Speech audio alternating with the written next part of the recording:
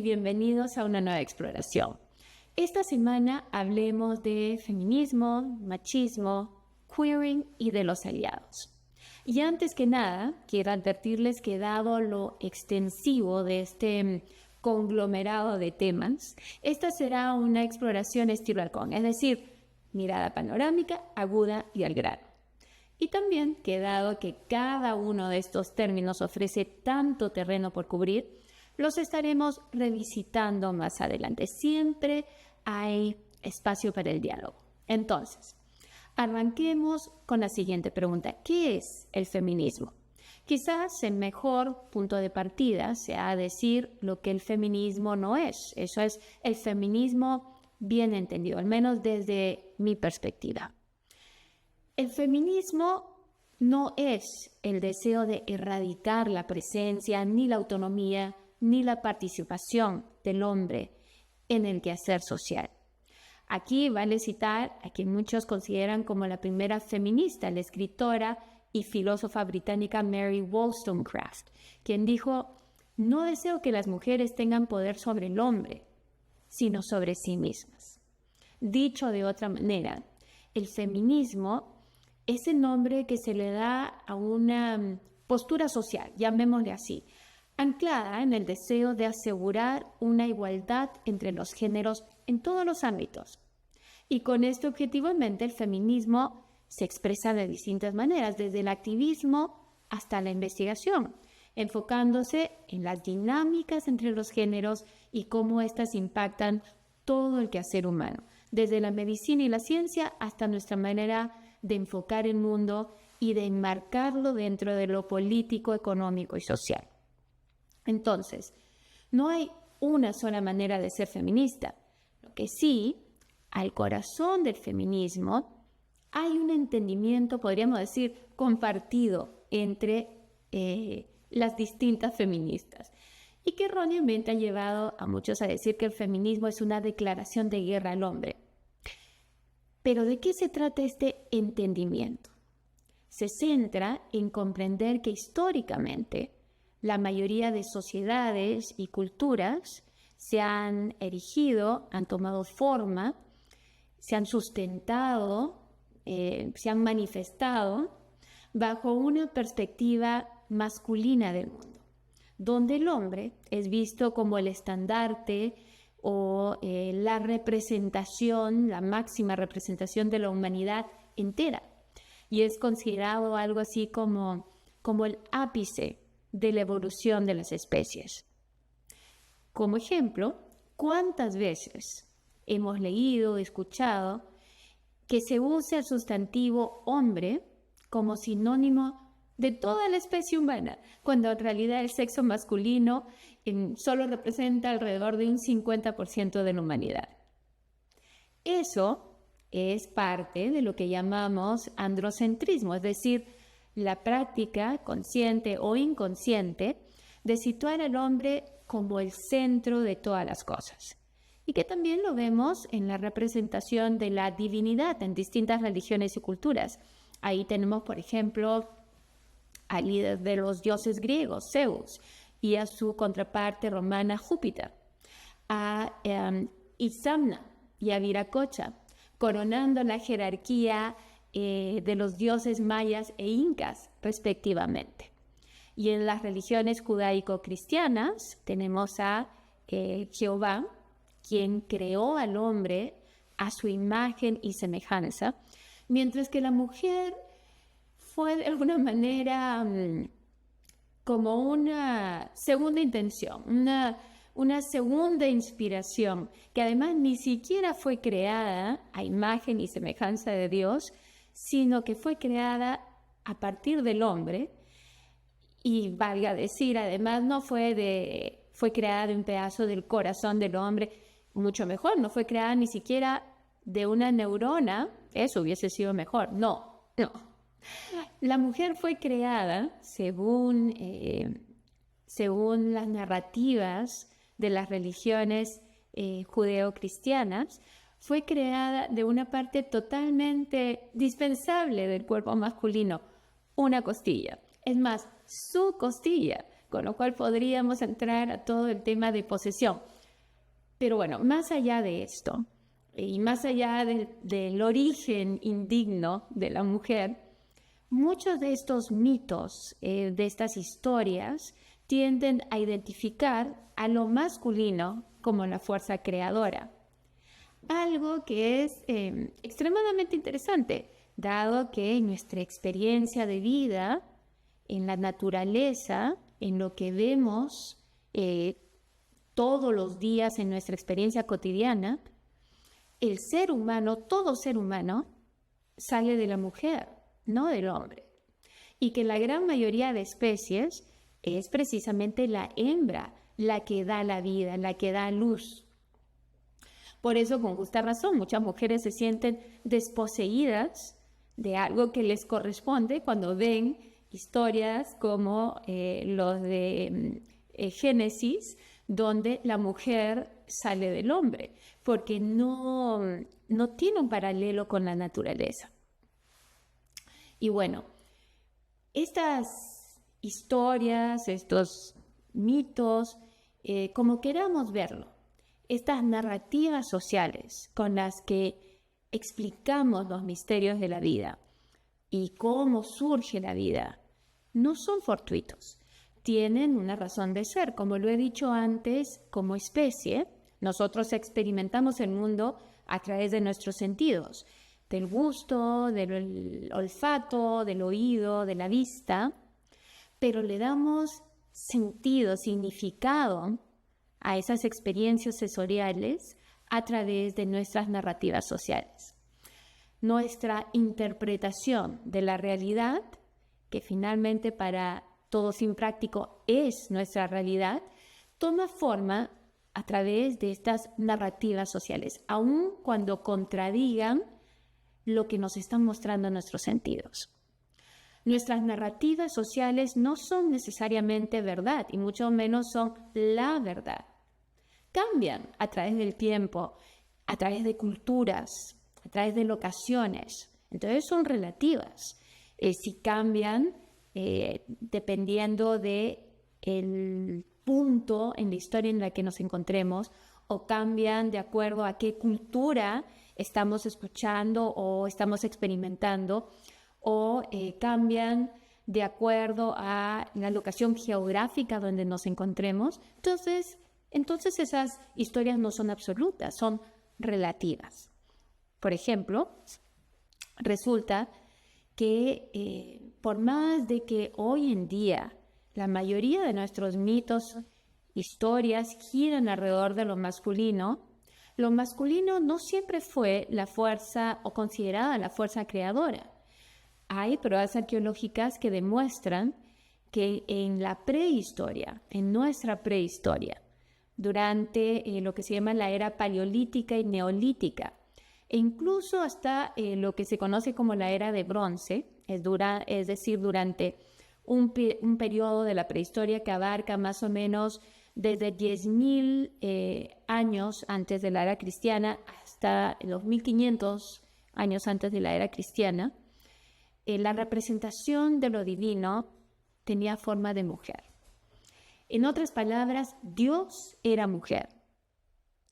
Si no lo han leído, les recomiendo el libro precisamente que se llama Cuando Dios era mujer, de la académica feminista Merlin Stone, donde habla sobre cómo los hebreos, en este caso, erradicaron el culto a la diosa de la fertilidad en la antigua Canaán.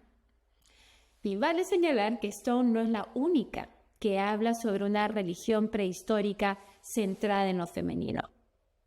En su libro, El lenguaje de las diosas, la reconocida académica e investigadora Marita Gimbutas sugiere que esta religión basada en la diosa de la fertilidad existió por miles de años en un área que abarca desde Siberia hasta Eurasia, precisamente donde surge la civilización. Y esta teoría no es solamente una suposición, está basada en hallazgos arqueológicos precisamente de símbolos relacionados con esta diosa de la fertilidad, con los ciclos de la fertilidad de la mujer. y que están representados, es más, muchas veces en estatuillas que quizás ustedes hayan visto, ya sea en museos o en la internet, llamadas las Venus paleolíticas o diosas de la fertilidad, y que con sus formas tienen unas formas ultra voluptuosas que recuerdan un poco al imaginario femenino del pintor colombiano Fernando Botero, con senos voluptuosos, caderas voluptuosas. Bueno, es más, que con esas formas, al parecer, precisamente porque los seres humanos de aquel entonces no tenían acceso a alimentos altos en contenido graso, se supone que esa era una representación, o se ha deducido que era una representación del cuerpo femenino en gestación. Y claro, uno tiene que pensar que los seres humanos de aquel entonces, de la prehistoria, carentes de un entendimiento científico de la maternidad y mucho menos del rol del hombre en el proceso de crear nueva vida, para ellos la gestación y el nacimiento de un nuevo ser debe haberles parecido un suceso mágico. Bueno, y precisamente por eso hay esta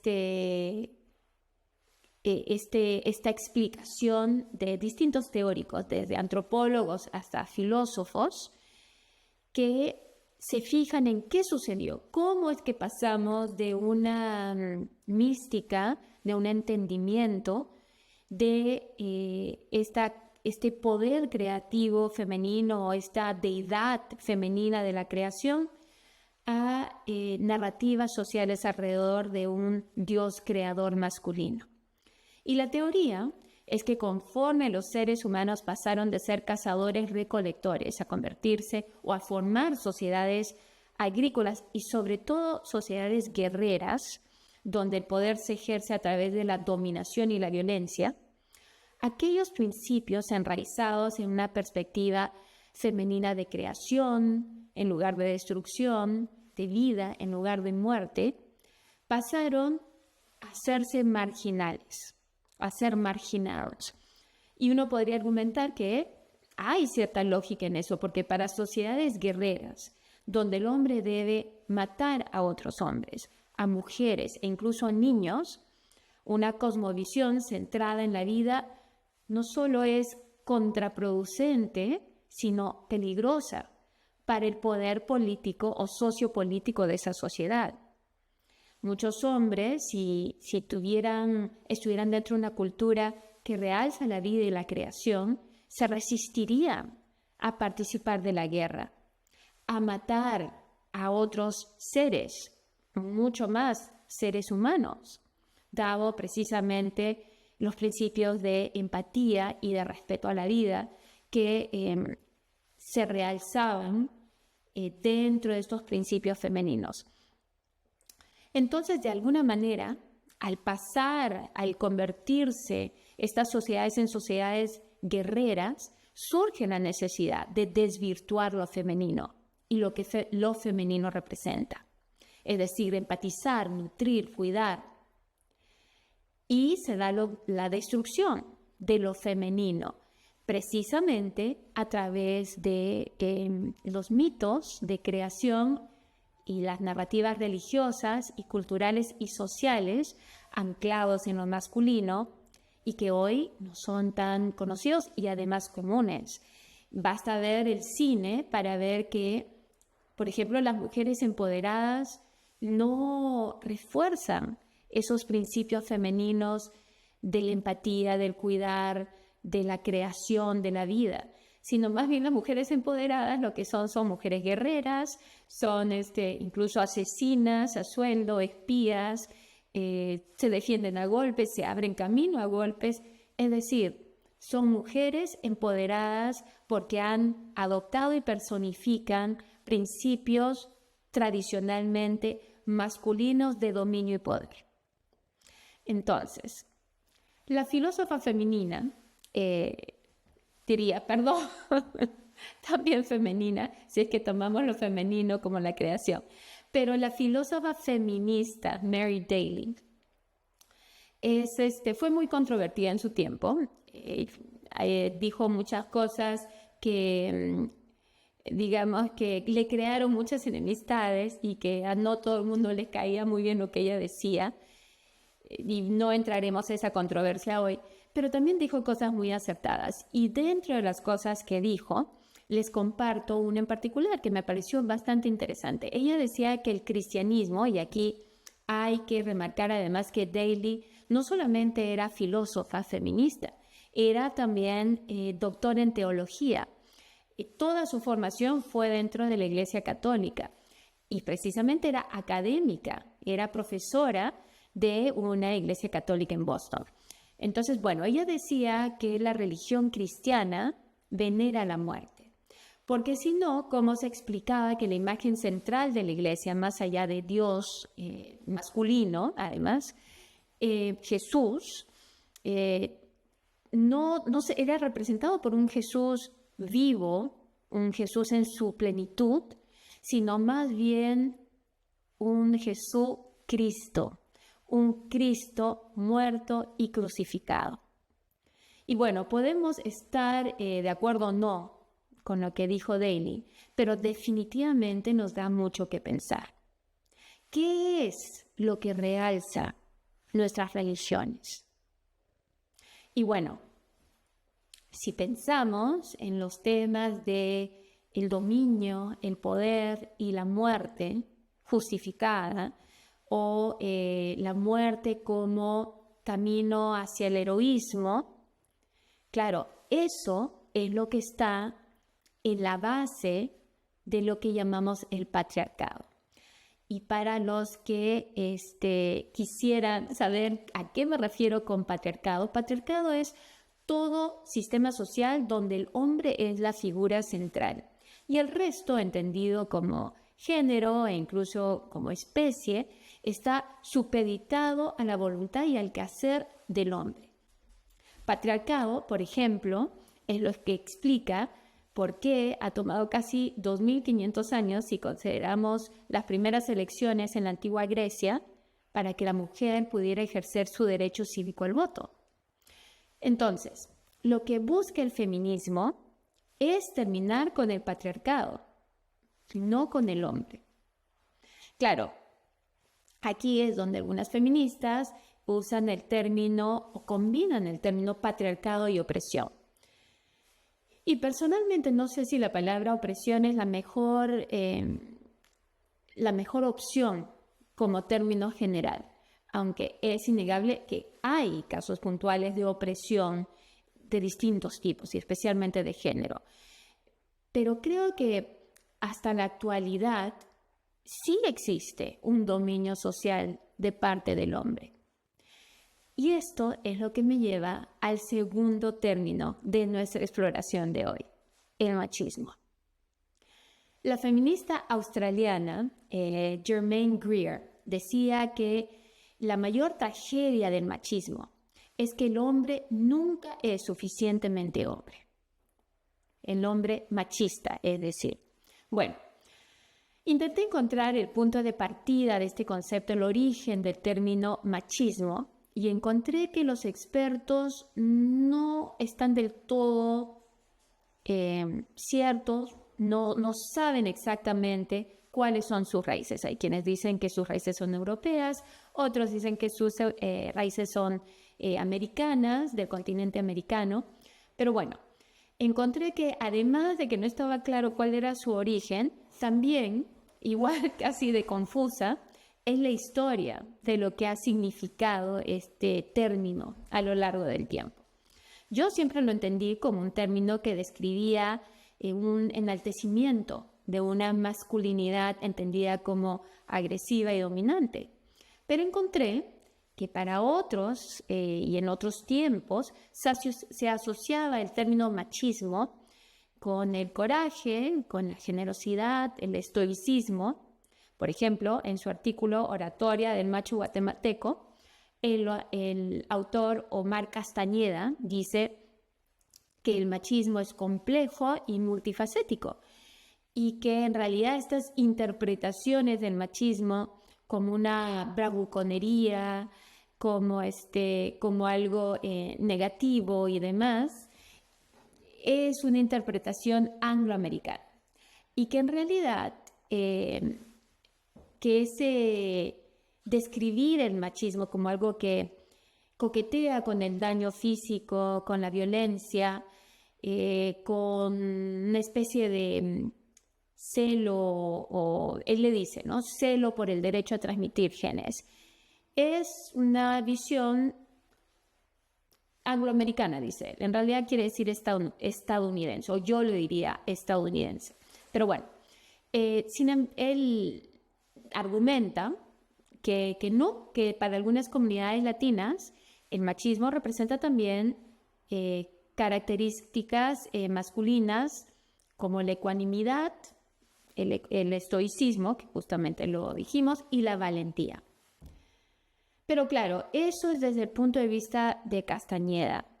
Pero si nos centramos en el machismo como lo entendemos la mayoría hoy en día, es decir, como una necesidad de revalidar, refrendar, afianzar la dominancia del hombre sobre su entorno, y en particular la mujer, ese machismo solo existe, creo yo, o solo puede existir en contraparte o en respuesta, por ejemplo, al feminismo. No todos están de acuerdo. Para empezar, hay un artículo de la Real Academia Española, RAE, que dedica 8 párrafos a no solo explicar, a afirmar que el término feminismo no es antónimo de machismo. Bueno, puede ser que no sean exactamente antónimos el uno del otro, pero un término centrado en confirmar la jerarquía del hombre solo tiene necesidad de existir ante otro término que cuestione precisamente esa autoridad. En ese sentido, el concepto de machismo solo adquiere significado ante un concepto como el feminismo o cualquier otro similar que rete, cuestione, que desafíe la supuesta dominancia masculina o su derecho a dominancia.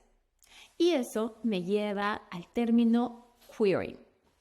El término queering, utilizado tanto como verbo como sustantivo, tiene sus orígenes en la palabra en inglés queer. A su vez, queer aparece en el léxico inglés a inicios del siglo XVI, pero para describir a una persona simplemente extraña o peculiar. Sin embargo, en 1894, por primera vez se usa para referirse coloquialmente a un hombre homosexual y eventualmente se convirtió en un término altamente despectivo para identificar a personas atraídas sexualmente hacia individuos de su mismo sexo. Hasta que en un contramovimiento relativamente, yo diría de repente desde los 80s, 70s, 80s, un contramovimiento social fue siendo adoptado precisamente por la comunidad LGBTQ para denotar a personas con identidad sexual fluida. Más allá de eso, a personas que cuestionaban etiquetas rígidas de identidad sexual. Y bueno, hablando precisamente de fluidez, el término ha seguido evolucionando hasta convertirse en un espacio de resistencia a las etiquetas que nos impone la sociedad en general, más allá del género. Y también a cuestionar precisamente las expectativas sociales que se derivan de esas etiquetas, sea las expectativas de cómo nos tenemos que ver o cómo debemos actuar socialmente. Queering, entonces, se ha convertido en sinónimo de cuestionar y de hacer valer nuestro derecho a autodefinirnos y de tolerancia hacia personas que no calzan con las expectativas sociales de esas categorías que hemos creado. Quizás la mejor manera de resumir el espíritu que se halla detrás del término queering es citando a la actriz transgénero estadounidense y activista de derechos humanos, o mejor dicho, para ser más precisa, derechos de personas LGBTQ, Laverne Cox, que dice: no somos lo que otros determinan que somos. Somos quienes nos sabemos ser y somos lo que amamos. Y a mí personalmente me encanta esa frase. Pero bueno, antes de que se desate la controversia alrededor de la realidad transgénero, porque es una realidad hoy en día, quisiera que nos detengamos brevemente para considerar qué es el género. Aquí este es un paréntesis. El género es una construcción social y cultural. Y algunos dirán, ¿cómo? No, no se alboroten. Déjenme terminar para explicar. Cuando hablamos de género, no estamos hablando de sexo. Efectivamente, el sexo, que se determina por los órganos sexuales con los que nace una persona, el sexo es algo objetivo, es algo concreto. Pero hablar de género, estamos hablando de las expectativas sociales que existen dentro de un tiempo y una cultura sobre cómo debe comportarse una persona con determinados órganos sexuales y qué roles debe asumir dentro de la sociedad esa persona de acuerdo a su sexo. Entonces, nuevamente, el sexo genital existe, es algo objetivo, concreto. Tanto así que las personas que quieren hacer la transición de un sexo a otro deben pasar por un proceso médico. No es solamente algo mental, es concreto. Pero el género, esta idea que tenemos de cómo debe verse, cómo debe ser, comportarse una persona de uno u otro sexo, cambia a través del tiempo y varía de acuerdo a la cultura y del lugar. Por tanto, el género es relativo. Tomando todo esto en cuenta, ¿qué es ser entonces un aliado? O en inglés un ally. Kamala Harris, actual vicepresidenta de Estados Unidos, dice que ser aliado no puede restringirse a asentir, a decir que uno está de acuerdo, sino que es salir a la defensa de los que no están a la mesa cuando se toman decisiones importantes. Y estoy y no estoy de acuerdo. Efectivamente, hay que asegurarse que todos los individuos que serán afectados por una decisión sean parte de las consideraciones a la hora de decidir. Pero también creo que más que hablar por otro, un aliado debe abrirle espacios. Esto por la sencilla razón de que no hay manera de entender del todo al menos la experiencia de la otra persona. Por más buenas intenciones que tengamos, esto se aplica en temas de raza, de edad, de habilidad mental y física, de clase socioeconómica y por supuesto de género. Es decir, en todas las categorías, en todas las expresiones de vida, en todas las maneras en que experimentamos la vida. Por ejemplo, yo hablo desde mi experiencia de vida, mi posicionamiento social, económico, cultural, personal. Si tengo que definirme, tengo que definir mi género, de que estamos hablando de eso, de alguna manera, de acuerdo a las etiquetas de identidad que usamos hoy, diría que hablo desde mi condición de mujer cisgénero. Eso quiere decir una mujer que nació con sexo femenino, se identifica como mujer y que es heterosexual y que se reconoce en mucho de lo que nuestra sociedad dicta como normal o la norma para la mujer, pero no en todo. Porque, por ejemplo, yo creo que falta mucho por avanzar en temas de equidad de género cuando hablamos de mujer. Entonces hay muchas cosas con las que no coincido. Pero no necesito, por ejemplo, que un aliado, un hombre que no ha pasado por la experiencia de ser mujer, diga que está de acuerdo con mis ideas y que me apoya tanto a mí como a todas las mujeres que buscan un trato más equitativo a la hora, qué sé yo, de buscar trabajo, de ir por una promoción, de buscar salario equitativo, entre muchas otras cosas, sino lo que necesito es que ese aliado me abra espacios para conversar precisamente de las cosas que me afligen, que me preocupan, que me dañan, que me limitan. Necesito que amplifiquen mi voz de mujer y no que hablen por mí, que no reemplacen mi voz, sino que permitan que se oiga, que se escuche más fuerte.